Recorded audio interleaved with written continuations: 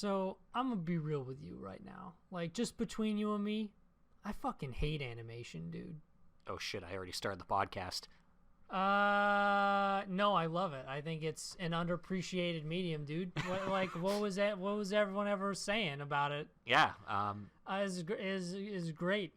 I think it's too late now. Everyone knows. Irredeemable. You're irredeemable. I'm irredeemable. Welcome to the Protagonist seat. I am Alex, and that's the irredeemable Ian. Hey, it's alliteration. It's alliteration. We talk almost exclusively about animation. Yeah, that's all we do here. And I don't hate it. Not even a little bit. Imagine if he didn't like it at all and he does this weekly. just for shits and giggles. Dude, I hate weeb stuff. That's so weird and cringy. Dude, why are weebs so weird? Yeah, in this show we talk about 10 anime. You're the same people that watch this. It's probably the same. We don't get new people for these. It's probably the same dudes. Yeah, so you know how it works. If you don't know how it works, you'll figure it out. You'll figure it out real quick. It's pretty simple. This week we only got 8 shows because for whatever reason 2 of them just didn't. Yeah, FGO doesn't really tell us anymore when it's like not going to air. FGO it just does. Just does or it doesn't. And then we're like, hey, so we didn't miss the episode, it's right? It's like, bitch, I'm the most profitable mobile game in the world. I made like $4 billion or something. You get to watch me when I decide you get to watch me. You're lucky I'm even giving you this. This is my table scraps. Be happy with your table scraps, peasant. I had too much money. I just threw stuff at this. I was like, I can't hold all this money. Just take it. I don't know, make an anime or something. I don't care. Fate is the potion seller of properties. You can't handle my strongest anime, traveler. But Fate... My strongest anime will kill you. But Fate, you better go find a weaker anime. I just finished my anime, and I need new anime to watch. I'm recording my podcast tomorrow, Fate, and I need new anime. You can't handle my best anime, traveler. My best anime would kill you. You have no respect for weebs. You have no respect for the medium. So no Fate. So we're moving on to number 2 on the list immediately. Yep, so actually a really good episode of Aruma-kun. This resolved in a way that I found satisfying. Yeah, so Aruma finally reaches Kiryu-senpai. Domestic terrorism is real, guys. Yeah. Even in anime. This didn't go how I thought it was going to go, so he goes and he sees Kiryu, and Kiryu explains his backstory, which I expected. Yeah. So, of course, yeah, he's weak. He doesn't have a lot of magic. And everyone looked down on him, and then people still look down on him, and now he's shitty because of it. Yeah, so he went to a really, like, hard elementary school where everyone's super, like, mean to him, but there was one girl there that was nice to him. Yeah, and she had this little heirloom thingy. That was the most important thing to her, and some bullies were picking on the 2 of them, and they were going to throw her item in the river, and he used his barrier to stop it, but he got happy that he was able to stop it, that he dropped his guard, and his barrier broke. And it fell into the river. And then he saw how upset she was over this, and we see he looks like he's gripping his chest while he's telling the story to Aruma. And Aruma's like, Kiryu, he's probably really upset about that. Nope, and he's like, it was amazing, that look of despair on her face. Seeing that look of despair on other people's faces, I love it. Zetsubo-sta!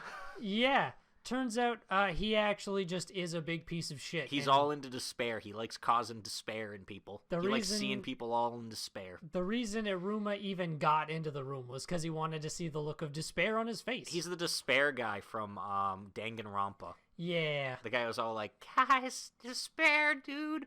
Yeah. I don't know. I only played the first Danganronpa, he's so... kind of fucked up. Yeah.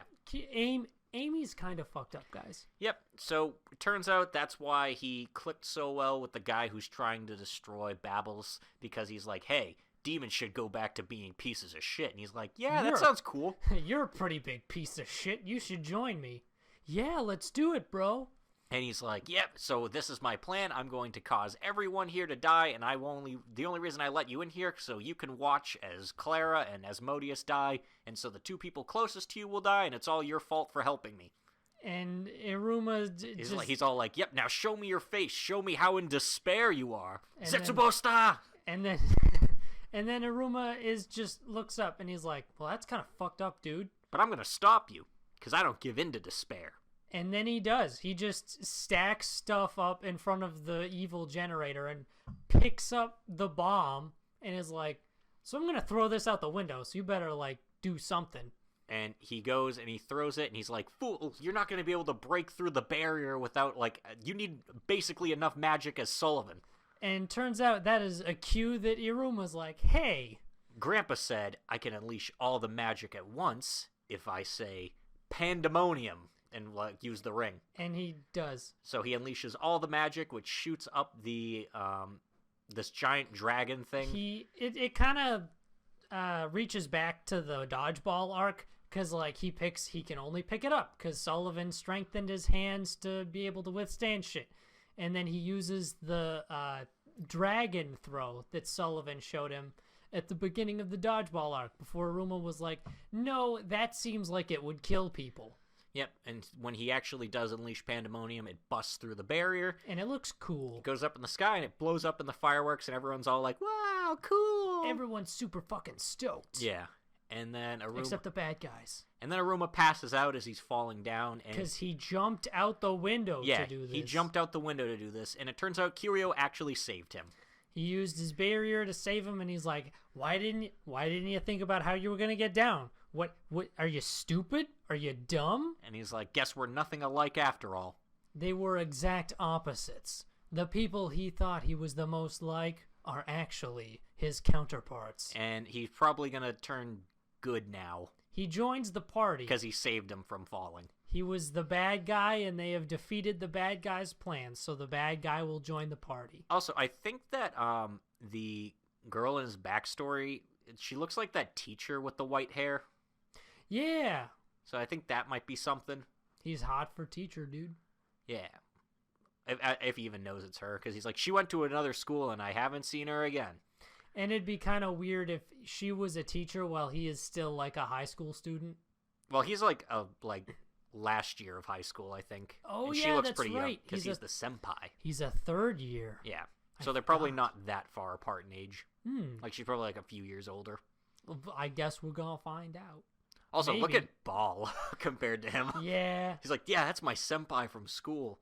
Ball. Hey, what's I'm a up, grown-ass man in high school. I will say, Sabnok finally puts down the thing he's been holding for probably 3 episodes. I have been doing nothing this whole time. What the inside joke between these last 3 episodes is it keeps cutting back to Sabnok holding up a booth that was gonna fall on some people, and everyone just fucking leaves him there with it. So it'll just cut back to him, and he's like, guys. Yeah. How long must I do this? If I must be the true Demon King, then I must endure this. And then eventually he's like, you know what, fuck this, I'm gonna put this down, and he does. And then we'll see what happens where Ball was watching and he saw the fireworks, I guess, because wherever they are, I guess, is close enough to see it. There doesn't seem to be a lot of stuff in the demon world. Yeah, so I think he realized that Kirio has failed or whatever. It should be plainly obvious. And Amari has a great reaction to it because she is... Everyone's all in awe, and she is just, like, completely wide-eyed at it. She's losing her shit. She's like, he showed me the fireworks. He showed me the fire. Guys... And I think they're all going to go up in rank because, obviously, everyone's going to be like, that was the best part of the festival. Whose was that? That was the magical apparatus battler. That was us. It was magical apparatus. Us. We intended that to be the thing the whole time. That was part of our plan. That actually means Kirio will go up 2 ranks, which I think puts him at Does it put him at the same level as Iruma? Yeah, they're already the same rank. Yeah. So that'll put him 1 ahead. Yeah. Darwin's Game. No Darwin's Game. Not airing this week, so we'll skip it. Toilet-bound Hanako-kun.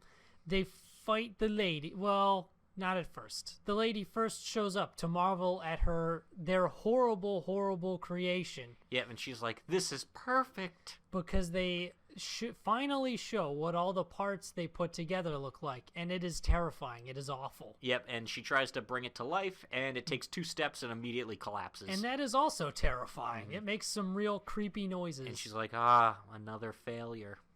You guys failed. And it turns out all the people that failed have been turned into puppets and dolls. Yeah, and now she's gonna do that to the main characters, and then she does, and then the episode's over. I don't know what the rest of the series is gonna be like. Yeah, no, they don't, because Iruma basically figures out that they Hanako figures out that they have to find her. I think it's called the Yashiro.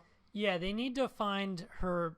We'll call it a treasured item. Yeah, to be brief. Because if they find her treasure item, she loses her power. She loses her domain or dominion over the area, which lets Hanako use his special cape powers. Because he can't go Super Saiyan in someone else's pocket dimension, so they need to break down those bonds. So he basically throws Nen off a cliff. Yeah, he's like, if it's not at the top, it might be at the bottom. It's probably deep, so we'll tie a rope to you and just kind of let you go. And they do that. And Nene gets put into like a weird kind of flashback internal. She finds a diary, and you find out that the character Misaki is not the ghost, but the ghost's teacher. It is not the ghost's teacher. It is a teacher that the ghost happened to like.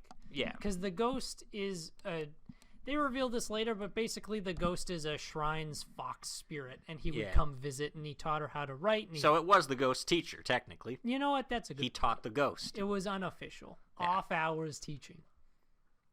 But he disappeared, and she was like, what the fuck, dude? And eventually she heard a rumor about a teacher that fell down some stairs and died. And it was probably him. So she wanted to make her own Misaki. Which is creepy, and it turns out to be very creepy.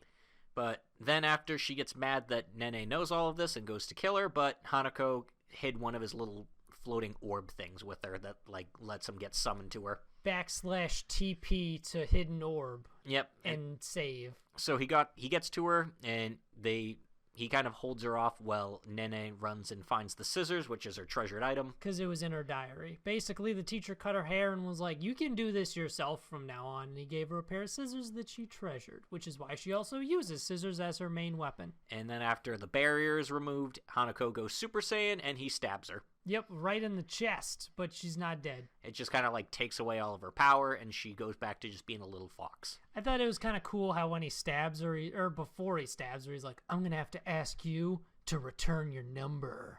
And then he stabs her and the whole world breaks apart. Returning your number. I'm going to have to ask you to turn in your badge and your scissors.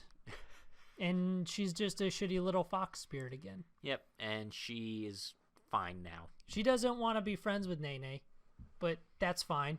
Not everyone has to be friends with you. That's a pro tip from us to you. So if a fox spirit doesn't want to be your friend, don't fuck around with it. Yeah, leave it alone. Leave it alone. And don't call it by names it doesn't like. Exactly, it doesn't like that. Somalia and the Forest Pirates 4. So, they were in the underground area. Dead man's chest. They were in the underground area, and the wolf guy came to save them. Called it. And yep, so he's like, hey, I'm actually part of the city's basically ranger force that goes down here and escorts people. And I've been keeping tabs on my freaking little apprentice here, Kikila. He's like, yeah, you kids shouldn't be down here. And they're like, I'm taking you back up. No, we want to go anyway. It's too dangerous for you. Well, I'm going to go anyway. Well, I didn't think you'd pull that one, so I guess I'm stuck leading you down there. Well, that was my last trump card. Guess I'll have to lead you guys deeper into the dangerous fungal jungle. When I said, you have to, and she said no. Huh. I didn't have a counter for that. I didn't think she would know enough to pull out that card. I didn't have a defense. So he leads the kids into the very dangerous underground dungeon. And it's actually, fine. Until they get to the end, where they actually find the flower. And then a giant lizard shows up. And then the giant lizard's there, and he's like, I want to... And the wolf guy's like, I can shoot it from here, but it might anger it and endanger the children. And she goes... Which is smart. Yeah. And so then Somali's like, I need this for my dad. And then the monster's like, well, shit, you got me there. That's a pretty good argument. I didn't think she would pull out that argument. I didn't have a defense for it. I have kids, too, so I guess you're all set, kid. You know what, kid? You're pretty good. And then the lizard goes away. And it turns out Somali is a very convincing character. Yeah, Somali should be a lawyer or something. She's pulling out all the stops. So, Miss Somali, are you saying your client didn't do it? He didn't. Well, I guess he didn't do it. She's really doubling down on he didn't. I don't know what else to say. Yeah. I mean, if she says he didn't, I don't have anything else, so... Damn. Case closed. How can I dispute that kind of flawless argument? How does Somali do it? How does she... Damn it. She's 11. How does she do it? The best lawyer. I can't argue with an 11-year-old. You know what? New TV show idea. 11-year-old lawyer. No one wants to put up with it, so eventually everyone's just like, fuck it, fine, she wins. I'm going to be honest. That would be a good show if you have a bunch of kids do a courtroom trial. That and you would just, be great. you have it play out however they would do it. That would be a lot of fun. Like the persecutor, like, he's dick because he's bad. No, he's not. Say sorry. I'm sorry. Man, this should be a series where just like kids play out scenarios and just let them play out however it plays out. All right, you guys are doing a tax fraud, tax evasion scenario. So he is currently, Jimmy's going to pretend he evaded taxes this year. You're his defense lawyer. You have a really shaky defense and foundation to stand on, but you think you pulled out some key pieces of evidence. Just give him your best go. What are taxes? What are taxes? That's a very philosophical question. That's a good opener. I don't know. Everyone is fine. Go home. Case closed. You did it, kid. Another one in the books. Everyone's fine. Go home. And then everyone's fine, and Somali and everyone goes home. But Golem Daddy is not exactly happy. He's like, you were instructed to be home before nightfall. He's a robot, Yeah. so he's kind of a dick about it. Yeah. And Were you purposefully disobeying orders? Were you Private Somali? Were you purposefully disobeying orders? You can't handle the truth. You know, it's because she doesn't really answer him. That's why she loses, because if she threw out any of her winning trump cards, boom, he'd be like, Exactly. I see. But yeah, Full call. she gets sad that he's basically, because he's like, yeah, if you're not going to listen to me, then this journey can't keep going. And you know what? That hits her in a bad place, and she storms off, throws down the flower, and just goes to her room. And essentially, the two other grown adults in the room are like, you got to work on that whole parenting thing. Yeah, you don't have to be perfect, but you can't keep doing that. Yeah. And so he realizes the significance of the flower, and then he goes to check on her. Well, the little boy goes to check on her, and then he realizes, uh-oh, there's a problem. And he runs downstairs, and they all go up, and they see she is sick. She's sick. She's passed out. She's not looking good. And the golem's like, fuck, this is my fault, dude. Because I didn't think about how... I only cared about the pace of this journey. I didn't think about how her small body would be able to, like, handle all of that. Turns out having an 11-year-old almost non-stop walk across an entire continent for, like, months is not good for their health. Yep. So he realizes she needs medicine. Of course, the owner only has the medicine specifically for their race. So he has to run out and find a place that sells medicine. He dashes off at full speed. And he's like, I need medicine. They're like, all right, what clan? And he's just like, and one that works for, like, all clans. All of them. Because he can't be like, human. That probably wouldn't go over very well. Do you have anything close? All of them. Yeah, and he basically pays out all of his money to just get her the medicine. And he does. And she starts looking better, and then he has a nice conversation with the dad of the dad who owns the restaurant, and he's like, listen, no one's a perfect parent. I make mistakes all the time. You just say you're sorry, you give him a big hug and let him know you care, and then you move on. And then when Somali wakes up, that's what he does. Yeah.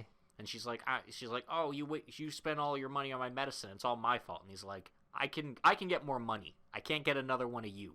Yeah, that is a well-written line. Mm-hmm. This show is well-written. It's a nice show. It's comfy and it's nice. A girl and her golem dad. Man, not all of them, but why can't more shows about anime characters and their parents be more like this? Why is so much of it gotta be creepy? Why we're looking at you, you Dale, and you Dale. fucking demon daddy. Dale, we're looking at you. Why couldn't you be like the golem, Dale? Latina. Latina. I hate that show. Yeah, me too. You know what I don't hate? Show by Rock. This show is our sleeper hit, which no one watches. Like, no one is watching this show. I feel like we're the only 2 people on the planet. Yeah, we probably are. But this show is surprisingly, like, pretty good. It is. It hurts a little bit. It hurts. But in this episode, Wolf Girl is all pumped because she's just always high energy. Because it is a new day. Oh, and we still see the dudes. The dudes practice actually across the hall from them. Yes, turns out everyone's in the same biomes. And the bee dude gets punched into their room, and Wolf Girl dodges, and she drops her notebook when she dodges. And it turns out that Dragon Oni Girl has a laser beam attack. Yeah, she shoots a laser beam and just pounds him right into the wall. And of course, Wolf Girl, since she's super chuny, is like, "That's so cool! You are the coolest with your secret mint dragon powers. Holy shit!" And she's like, "It's not that cool." I don't get it. It's just, I don't get it, dude. It's just a laser beam I shoot out from my fucking head. What's so cool about that? I don't get it, dude. And they all end up going home, and then she realizes, oh, there's a book here, and so she takes it with her because she doesn't know who it belongs to. And we get to see a little bit of her life, Delmin's life. I think it's Ruhu is the, we get to see both of their lives, actually. Yeah. Ruhu is the wolf girl. And she lives in a really nice house. Turns out her family's rich as fuck. Whereas the Oni girl lives in, or the dragon girl lives in a... She's poor as fuck. She lives in like a one-room apartment. She lives in a crappy one-room apartment and just winds shit tons of cable. And people give her free food because everyone's all nice to her. She goes and she picks up a pork cutlet, and the woman's like, "Hey, I gave you a mint one on the house. It's a new flavor. Give it a shot. See what you like. Tell me what you think." Yeah. But she ends up reading the diary because, of course, she does. And we get everything about Wolf Girl is just amazing. Everything is just great. Yes, she opens it up, and it is just the most chuny thing about, like, my transformation probably didn't happen because the moon wasn't in this right cycle. I tried letting everyone know that I was going to transform soon by telling them how much energy I had, but that didn't go over very well. Also, Delman actually sees she has a friendship meter for her. She's like, my friendship meter with Delman is only at 33%. And it's literally drawn out in the diary. Yep. It is a it is an actual friendship meter she wrote down. But it turns out she wants to be closer friends with her. And she's like, well, now I can't let her know I've seen this, so I have to try to sneak it back to her without her knowing. Yeah, good luck with that. And turns out she gets a text. Everyone gets that text. Where they're all like, hey, let's go hang out over, like, hey everyone, come Cat over Drill Girl's house. To mine and Puma Girl's house. Yeah. And we'll chill. And then Puma Girl's like, why does everyone always come over to my house? Guys. But then she doesn't raise much of a fuss. Yep. And they're all just hanging out there, and so Delman's trying to sneak the book in her bag without her noticing. And then she's like, by the way, why are you behind me? That's a weird place to be. She's like, oh, this must be some sort of secret technique. It's not a technique. And then they play a game of show me what's in your hand. And she chases her around trying to get what she's holding on to. And she uses her secret, I can't remember what the technique is called. It's like secret werewolf technique or secret blood moon technique grab or something like that. Yep, and she grabs the book and then she realizes it's her notebook. Which is pretty mortifying. And then she gets all super embarrassed and she goes and she hides in the storage closet. And the girl who, like, the yellow hair girl is just like, what? Get out of my storage closet. Guys, this is my house. What? Stop doing this to my home. And they try to get her out, but it doesn't work. They try to open the door, but she's blocking the door. Yeah, because she's all embarrassed, and then she goes on about how they wouldn't understand and how Delman wouldn't get it because she's super special and awesome. And then this kind of upsets Delman because I can kind of tell right away. I'm like, she probably doesn't. She lives in a little shack. She doesn't have the super special, awesome home life. Yeah. And then we learn that later, too, where I guess her clan kicked her out because she's not impressive to them. She is small. Yep, so she gets mad and she blows up the door with her laser beam. And she's like, you don't fucking know me, Ryu. You don't know my life. And she storms out. And they all go run around trying to look for her. And we see the sickly dude is working as a chef. Yeah, he's just working his job, and he comes out. And they all run by him. It's like, hey, did you see a girl with horns and blue hair? And he's like, no way. Because he's taking his medicine. He's like, taking his pills. Oh, it's over there. No way. They're just in the same town doing things. Do you know what? That's called character permanence, and I like that. He just is a chef in his off time. Actually, I'd be surprised if he didn't have a job. That dude had to repeat high school 6 times. Yeah, so he's pretty old. Yeah. So eventually, Ryu does track down our missing mint dragon girl, and they have a reconciliation. Yeah, she learns that her home life isn't that all impressive, and that her clan kicked her out because they don't think she's special. One of them wants to be special, the other one wants to be normal. Yeah, and neither one of them really kind of sees the merit in the other one's stance. But because of that, they realize that is one thing they have in common. And Delman is actually like, you know what? I don't know what a friend is, because I guess dragons don't have friends. But we're kind of similar, and I'm curious about knowing more about you. So I will be your friend. Friendship meter get. Yep, and then everything's all good, and they apologize for blowing up her door. Yeah, it turns out they just cover it with cardboard. Yeah, I'd be pretty pissed if anyone blew up any doors in my house. That's not cool. Don't blow up other people's houses, guys. All the pro tips this week. This is a learning week. I feel like the main character girl could be able to fix it, though. Think about it. She's from, like, a backwater town area, so, they're good at building things. Yeah, so she's a joiner and a carpenter. Yeah, exactly. She's basically a general contractor. She's a general contractor. She's basically a Swiss Army knife. Oh, She's a jack of all trades. Except arc welding, because the reason they invited everyone over in the first place was to celebrate the fact that Hoan got a job interview, and she was like, nah, I didn't get it. Well, what was the job? Arc welding.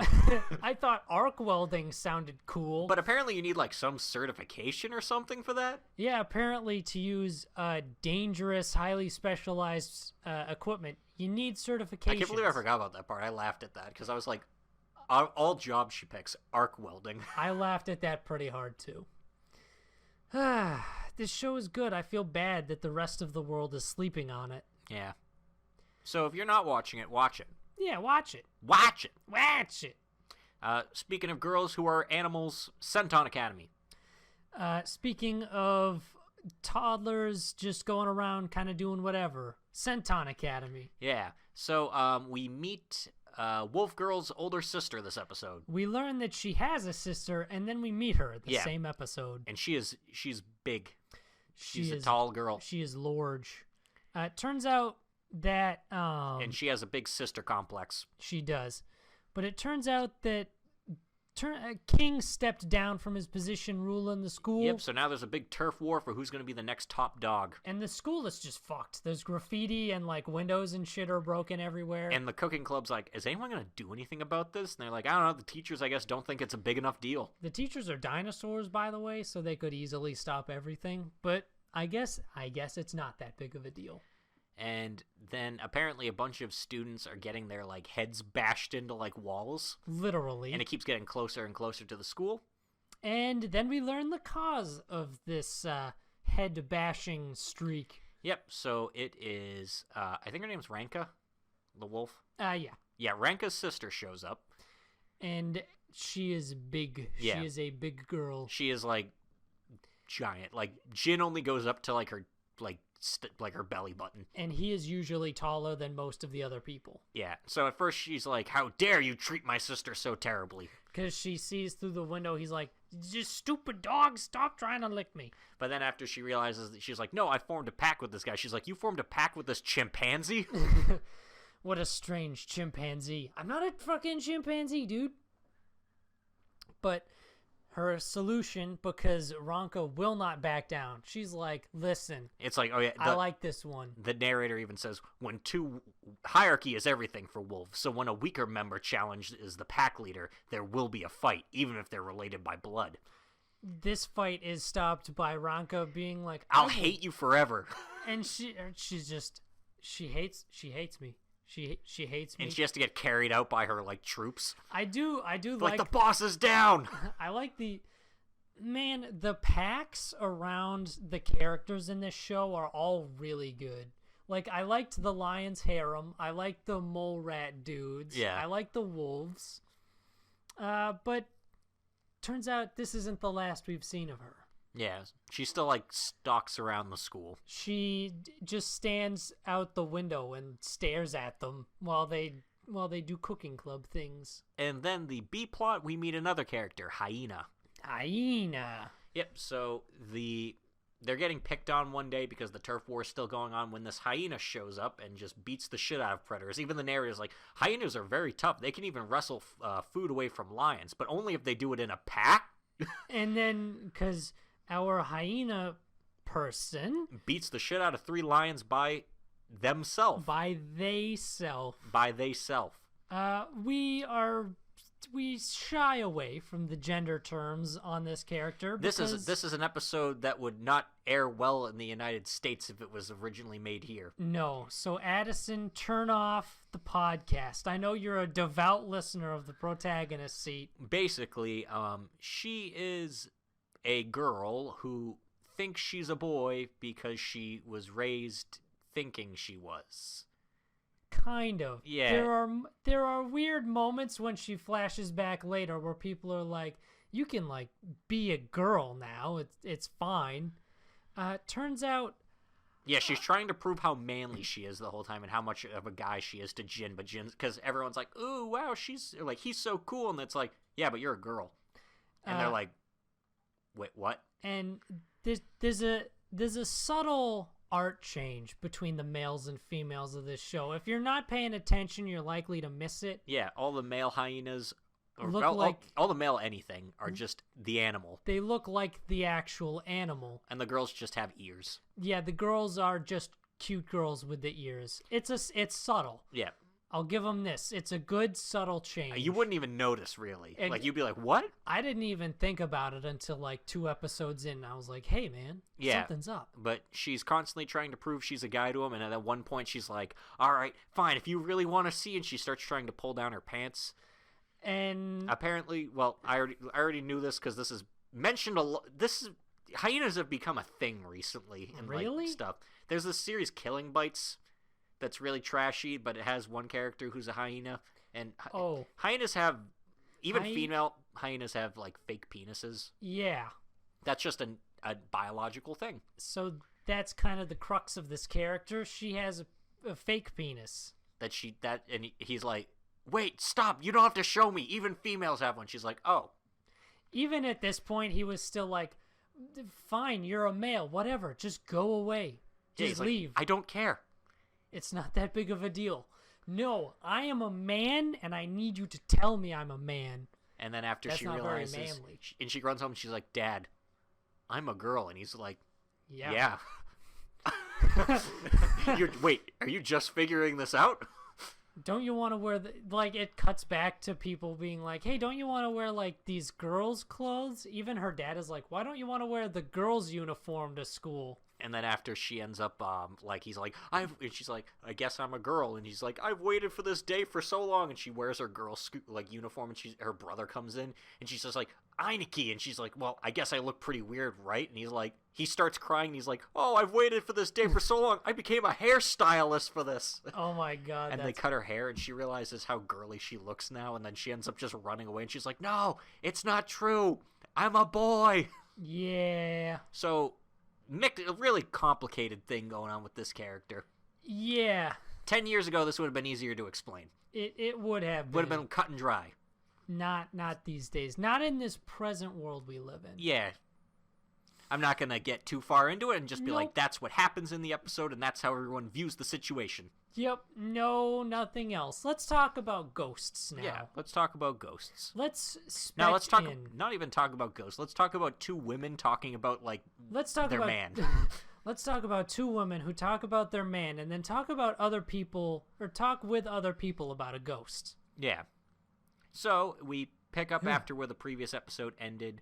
Yeah, we got out of that one. We had to speed through that part of the episode. We were like, Dude, we gotta get out of the, transgender hyena. Dude, people are gonna freaking SJW on us. Both sides just hitting us. People, I don't even know who's gonna attack us. Everyone. Enemies on all sides. I don't know what side I'm supposed to take anymore. No sides. The animals' sides. Alright, so we get to the part with Inspector with the Kotoko and Saki. Well, Saki brings Kotoko back to her apartment to patch her up after the fight. Yeah. And they end up talking for a bit about the whole Steel Lady Nanase thing. And Koro. Yeah, it devolves pretty quickly into, hey, let's talk about Kuro for a while. And she's like, are you really his girlfriend? She's like, yeah, look at all these pictures of us. Look how happy we are. He looks miserable in every single photo. Literally all of them. He looks like a man facing death. It's great. He looks like just all the passion and energy has just been sucked from him. And she is thrilled. Yeah, she's just smiling and happy in all of them. They're at, fairs, festivals together. And Saki is like, he does not look happy in these. You do, but he doesn't. Are you sure he didn't just, dip? Because it turns out that Kuro's been gone for a week. He sent her a text saying, something came up, don't look for me. And then disappeared. And most people would probably be like, yeah, he went to escape. Yeah. More on that later. But then she kind of realizes that there is a closeness between the two, where she's just like, well, he's probably fine. He wouldn't die even if you killed him. Yeah. Which is true, because... He wouldn't. He wouldn't. And she's like, she didn't run away, even though that's when I did. She doesn't care that he's a monster. They are similar in the fact that they are weird, because it is also revealed that our little heroine is... also a goddess of wisdom. Yeah. To the yokai. Yeah. Well, revealed to Saki. We already knew this. Yeah, we already knew that. That's what I meant. Yeah. She reveals that she's a goddess of wisdom. And essentially, Kotoko is just going to continue her investigation on her own. She's still like, hey, you should stay out of this. It's not really a matter for the police. And then she leaves on a skeleton. Yeah, she goes outside and is picked up by a very large skeleton that just walks her back to wherever she's staying. Yep. And Saki continues to investigate the Steel Lady Nanase thing at the police station. And she has more conversations with her coworker, who's actually kind of interesting. Yeah, and it turns out the ghost is based after a real pop star that died. Turns out there was a big titty pop star named Nanase. I forget her first name. Yeah, Nanase. And she got picked up because she has very large titties and did some shows and stuff. But controversy always follows fame. Her dad fell down some stairs and everyone was like, holy shit, she killed her dad because she's smarter than everyone. That's how she did. She killed her dad because she's smarter than everyone. I'm abbreviating everything a lot. There's a lot of dialogue in this show. It is Talking Heads of the show. It is Talking Heads the show. So basically, to get away from all of this, she goes to the city that they are currently investigating the Steel Lady Nanase ghost, and she is crushed at 1:30 in the morning. Yeah, by steel. By steel beams. Turns out big titties can't melt steel beams. And her face is all fucked up and mashed. I don't think I can make that the title. No. I feel like we'll get filtered. We will. Unfortunately, we can't make that the title, but that would be such a good title, though. Yeah. I suspect that she might have faked her own death, and the person who actually died is the ghost. The ghost? The ghost. There's a lot of theories we'll see about what happens, because this series is all about the theories. Yeah, we haven't gotten into the show theory crafting yet. Yeah, we gotta have a ton of theories. Yeah, that will be the show. Oh, and then at the end, we see that she's riding her bike when... Yeah, she calls upon Saki to basically have a meeting where she's like, I need information, and cops are good at getting that, so please help me. She's alerted that Steel Lady Nanase has been spotted not so far away, and she goes to investigate. And there Koro is fighting Steel Lady Nanase. We say fighting, but he's dodging. He's dodging and getting hit. Yes. So, surprise! This was his thing. He was going to do this. He was doing his own internal investigation on his own. Turns out everyone's been investigating the same ghost. Separately. Imagine if they collabed earlier. Nah, that's lame. Yeah. Collabs are lame. No collabs. Hashtag no collabs. And it's not even like he didn't know his ex-girlfriend was like a police woman investigating this, but he knew that his goddess of wisdom girlfriend was. Yeah, he knew that she was totally investigating this. No, I, the guy who can get hit a lot, will go and investigate on my own. I, a man, will investigate this ghost. It's okay, I can't die. But don't worry, I will investigate it. Like, she's got all the familiars she can, like, send out everywhere. She has all of the familiars everywhere. She has all the familiars. She just has all the familiars. But we'll see I wonder how that fight's gonna end. Yeah. Who knows? Maybe someone will die. Hopefully we get another cool kick. Yeah. We need more ghosts just getting kicked in the fucking face. I hate getting hurt. So I put all my skill points into defense. Turns out you can't run very fast. They beat another boss again that's supposed to be unbeatable. But they fight together, which is nice. I actually liked watching them fight this boss together. And apparently this boss was supposed to be an unbeatable FU to the players. And it wasn't. Because Maple broke the game.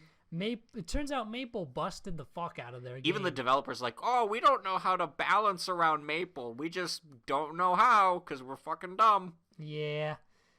Well... The whole episode is just this fight. Like, it's 90% of it. They're looking for medals, and they... Yeah. First they find, like, a pit dungeon where because Maple falls down in I don't want to say an invisible hole, but she falls down a disguised hole. Yeah. And they fight like a big clown thing. And then they win. They get some cool stuff like medals. I think no, Maple gets a skill after the unbeatable fight. Yep, and then they go and then there's like a portal to a boss and then they see the guy, the red shielder. Yeah, the red shielder of red. Yeah, and he's like, "Hey, we don't want to fight you guys. We know you can PvP in this event, but we're just looking to get our medals from PvE. Yeah, you guys would wreck our shit too, so no thanks." And Maple's like, "Hey, can we just let them go ahead of us?" And she's like, "Yeah, sure, I guess, whatever." Well, and then they go and they're like, "Well, I guess we should find something else to do." And then the portal comes back and they're like, "Whoa, that was fast." That means they got wrecked. Either there was no boss fight over there or they got wrecked super hard. Should we go inside? Yeah, fuck it, why not? And then they go and then they wreck the boss, which is like this weird flying ice bird. It is Articuno. Yeah. It is the Pokemon Articuno, but with bad CG. And it's just a long fight. It is like a 15-minute fight. It is all fight. Like, first their attacks don't work, and then they're like, fuck it, we'll do it. We also, that's what we learned from the Joker fight. Maple's new way of getting around is she has an ability called like cover ally. Yeah, where she just teleports to a nearby party member to cover them. Yeah. So since Sally's fast and she's not, she just keeps spamming cover. Yeah, and which is interesting. She doesn't technically using the move makes her take double damage, but since she doesn't take damage from like 90% of enemies, that doesn't matter. Yep. And then they beat the thing. It's a really long fight. They win. And then they get some eggs after. And then they get eggs. They're like, which one are you going to get? See, one is a very obvious turtle shell. And then the other one has the, like, kitsune thing wrapped around it, So who fucking knows who's going to pick which one? The shield defense girl gets the turtle. I like green, so I'll pick this one. And then the quick agility swashbuckler gets the fox. I will go with this one because you picked the other one. And then they hatch, and they get, obviously, a turtle and a fox, and then they go and do Pokemon. I like how they look at the stats. Yeah, her turtle's faster than her. Her turtle has a higher agility score. It's got like 5 agility, and she's like, it's faster than me. Yeah, they go and do that shitty pet battle thing from World of Warcraft that no one liked. Yeah. Maybe people did like it. Maybe I just didn't like it. I don't like it, so I'm going to blanket that whole thing and say no one liked it. It is kind of shitty. It's like rip-off Pokemon. No one's going around doing the strats for that. No one's like, hey, how can I min-max my familiar battles? Yeah, and no one's going to probably come at me and be like, hey, man, come on. World of Warcraft, first of all, dying game. Best part of that, though, the Pokemon rip-off. Yeah.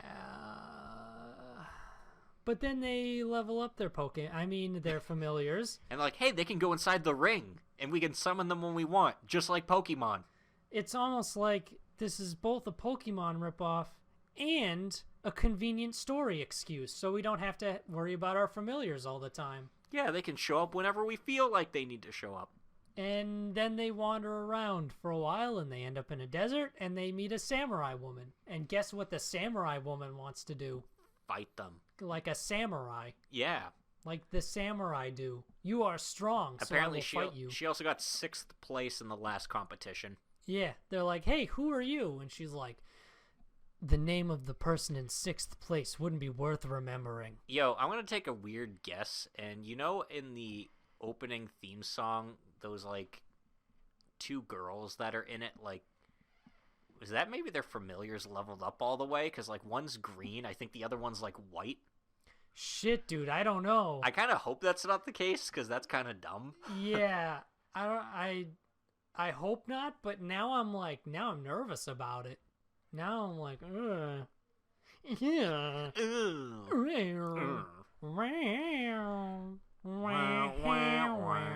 We need more cowboy anime. Guys, can we get more westerns? Westerns are pretty cool. Yeah. Make more anime about, like, American cowboys. Crunchyroll, give us more. It's not even like a westerns. pride thing where it's like, yeah, I'm American, so I want things about cowboys. Cowboys are just cool. Westerns They're are cool. gun samurai. They are gun. Give us gun samurai, dude. Give us a western with actual samurai. Give us a series where it's samurai and cowboys shoved in like a fictional setting where it's like this is Westworld and that's Eastworld and we're at war with each other. You know, you say that jokingly, but there was that movie Westworld. No, that's a show on like HBO. It was originally a movie. Oh, but there's no samurai in that. No, because Eastworld wasn't a part of it. It was Westworld, Medieval World, and Rome World. I can't remember the exact names of the other worlds, but that's basically what they were. One was Rome and one was a medieval castle. What are you doing like Rome World besides like high-level political play and orgies? Just the orgies. Like, no political play whatsoever, just the orgies. That's like the easy mode for the people at the resort. It's like, I don't want anything that's going to be a little too intense. Just let me, like, fuck bitches and eat grapes. I want to play cowboys. I want to do cowboy stuff. I want to play cowboy stuff, too. Let's go to Westworld. I want to go and play cowboy stuff, so we're going to end the podcast here so we can go play cowboy stuff. Yeah. If you want to listen to us talk about more cowboy stuff or anime, then continue following us on whatever you're following us on. Yeah, or listening to us on. If you're listening to us on YouTube, subscribe. If you're listening to us on iTunes, Google Play, Deezer, Spotify. We're on all of those. I'm pretty sure you can subscribe to us on all of those as well. The only one I'm not sure about is Google Play. Yeah. I don't know. We're on social media, though. We're on Twitter and Facebook at Protagonist. And you can follow our pages there to get more updates on when we post new things, any important channel updates, any fun things like that. We're everywhere. We're everywhere. And we got pretty big plans coming in the future, so got big plans. Stay tuned to see that. Stay tuned for big plans. The announcements will come probably near the end of the season. Yes. But stick around. We hope you enjoyed yourself, and you will come around again. Yeah, see you next time. Bye.